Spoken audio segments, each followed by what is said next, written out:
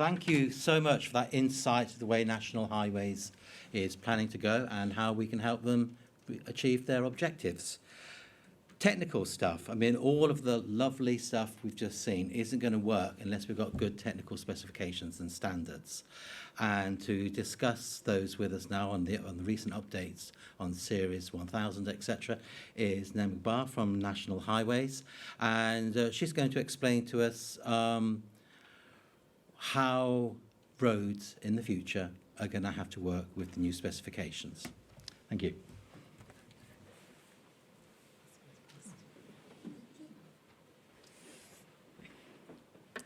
So, hello. I think I am relatively new to the club and I don't know a lot of faces, and I will introduce myself. So, everyone knows Donald Burton, and unfortunately he wasn't able to be here, so he apologizes.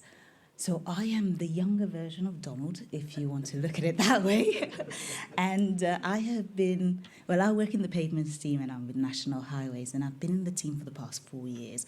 I've been in consultancy and now I'm the client side.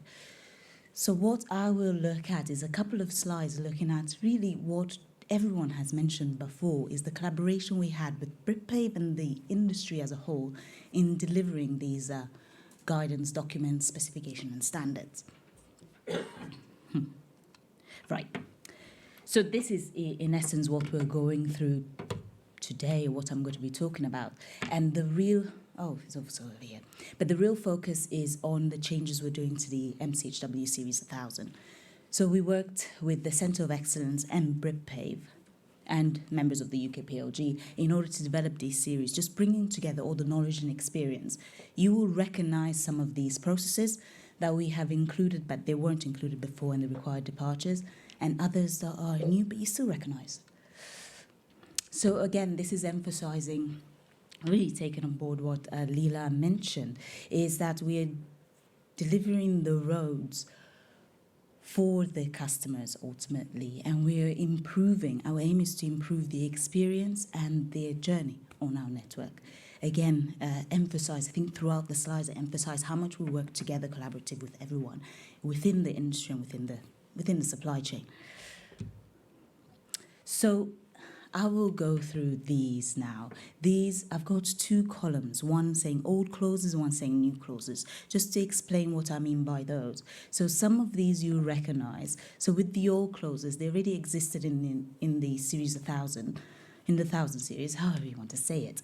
But they already existed, and maybe we did minor changes, extremely minor, or we changed the clause number. Those that are new, and you recognize some of these, I'm sure, are the ones on the left. They are approximately 10, and these are all new clauses that will be published in the 1000 series by the end of October. So I'll quickly go through these slides and just telling you what has changed and what has not. So the first 4 repair options have not really been changed. So this is bay replacement, and all we did is change the clause number. So that was quite straightforward. Full depth repair, again, we changed the clause number. We included a particular clause for jointed pavement and the requirement for full width repairs. Again, I'm trying to see which one is easier. Crack stitching, it has been already there and no changes to existing requirements. Likewise with thin bonded repair.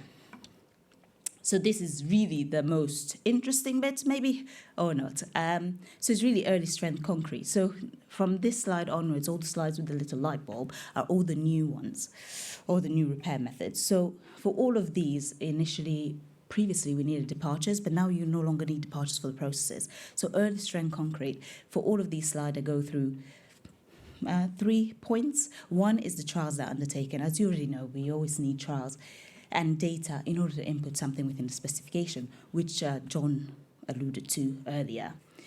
We look at the benefits, technical benefits, and also benefits to the customer and the road users, and then just a brief highlight of what the requirements are. This, as you know, in the Series 1000 is going to be much more in-depth than what I have here, but this is just to give you a flavour or a premiere of what to expect. So for early strength concrete, there were trials on the M25 and also trials in the Centre of Excellence, innovation projects. So the benefits, you really know about it, so I won't really go into them in much detail.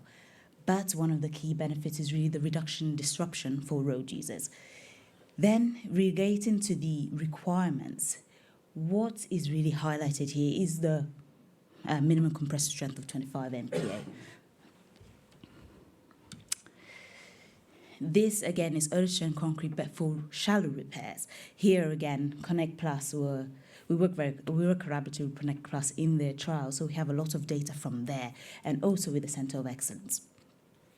Again, same materials, similar benefits to the customer and engineering-wise, like for bay replacements. But here, one specific thing I want to highlight is that we want, the requirements say there should be a maximum depth of repair of 33%, so up to a third of the slab thickness. Did I move too fast? Okay. The next one is shallow repair polymeric materials. Again, here, Connect Plus will work quite collaborative with them, and similar benefits compared to early strength concrete. The shallow repairs, again, same requirement for polymeric material as we had for early strength concrete, but what I want to highlight is a new certification or verification, which is the SIP, System Installation Performance Trial. So this is equivalent to the HAPAS, but the only difference is it's not supply specific. This is just a detail of what the SIP verification looks like and what the requirements are, just to give you a bit of a flavour before the publication. Next is overlay concrete, asphalt overlays on concrete. Again, this has been done on the network for a number of years, so really we all know about it and we've all worked on it. And one of the key benefits is noise reduction, both to users on the network and those surrounding the network. Here, the key element is, I say is the jointed concrete, 25 to 100 mil. Actually, yeah, I don't. The key benefit is to ensure that we mitigate for reflective cracking. So whether have any type of mitigation for reflective cracking, that is what is key. I'll go to the next slide. Undersag grouting, again, I think these are all processes that you're very much aware of and I have used extensively on the SRN. Again, one of the benefits for this is the improved ride quality. So some of the aspects, key aspects here for undersag grouting is the use of cementitious and polymeric grout material. Crack sealing, again, this as well has been used extensively throughout the network, but what we found is that they become brittle over time, so that is something we'll have to look at. Again, the benefits are that they prevent ingress of water in the subbase, and here as well you need a verification, a SIP verification. Again, longitudinal diamond grinding. We have well-known trials on the A14, A12 and A11 over the past 2008 to 2010. The benefits, again, noise reduction, and we've seen significant noise reduction 10 years after the treatment was actually undertaken. Road texture, and most importantly, improved ride quality and skid resistance. Here, what I want to highlight is the minimum noise requirement reduction will be 3 decibels, in comparison to the way the road surface was before the treatment, as well as a ride quality which has to meet category 2 of the 30 and 10 metre ELPV, as well as skid resistance. Fine milling, again, similar benefits and also application around the network. Here we're only looking at, obviously, texture and skid resistance. And again, the key benefits here and some requirements, skid and macro texture measurement, which should comply with the British standards. So we looked at a number of innovations with the UKPLG group members and the Centre of Excellence. And unfortunately, these particular two, concrete overlays and precast concrete slab, did not make the cut, not because they are not good innovations, but it's actually because we don't have enough experience and data here within the UK. So for us we're open to innovation and we want to really improve how we maintain concrete roads. So the more innovations we have and the more data we have, the more we can include in the standards. The important thing really about this is that we want to support the concrete roads program in the next 20-25 years. And in order to do that, we have to have the right requirements and specifications. Here is, so I finished the series 1000, but this is again another preview of specifications that are currently being drafted. These changes as a result of the new publication of the CPMM and also the Concrete Roads Programme. We have two changes that are being drafted in the process of through approval of the DMR being CD227 and CS230.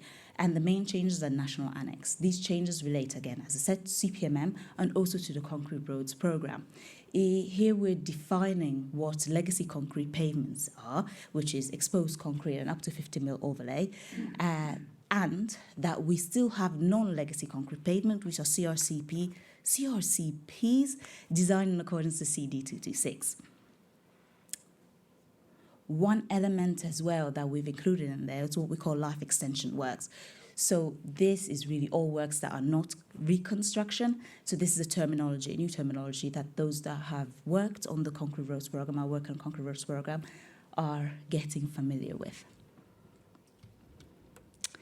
Again, I want to highlight a great collaboration we had with Britpave in updating the concrete pavement maintenance manual. So the first publication was in 2009, and it did not meet the current requirements that we have and current needs. So what we did is work together. I think it took about a year, potentially. Yes, we worked together for about a year, bringing and updating all the design, all the requirements for concrete, and really putting together the best practice. In here, we go into quite a lot of detail in terms of treatments and repair methods that we are confident with, have a investigative level above 7, and anything that doesn't, we have included in here, but it's going to be innovation and something we have to work on to improve. So this is an open document, and we're updating it as we learn more about new treatments. Again, a big thank you to all those that collaborated with us. Again, I say Britpave, the supply chain, and members of the UKPLG. Leela mentioned our values, and what I did is I input in here all the collaborators and what values they displayed. But I really believe that everyone within the team that we worked with displayed all the values that we have within Highways England. Thank you.